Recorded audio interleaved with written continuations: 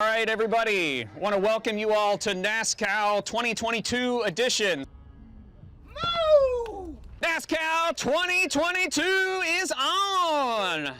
Oh, we got Florence in the lead right now. That Hereford power is hard to deny. They have a routine every morning, so I changed their routine up a little bit yesterday and fed them in a different area so that they're ready to go.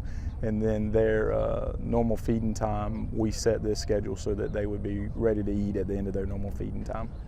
We've got an all Angus front row right now. That looks like Hokey out there. Or actually, no, that's Polly. Polly in first place. Yay, Polly! Polly running first. And it's just really great for kids and families to be able to come out and see where their food comes from, see how hard it takes to produce things like the milk for your cereal and the bacon that's on your plate, and just really being able to come out and seeing these animals in real life, because a lot of kids just see them on pictures and they see them on TV, and to be able to really come out here and experience this is really, really very important. Events like this that raise money to be able to take care of these animals and buy new animals are so important to really keeping this farm alive. The Friends of Frying Pan Farm Park raises funds and runs events, and all of the money goes directly back into the park, the animals, helping support the staff.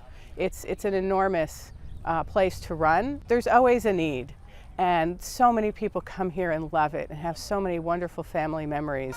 Oh, Polly!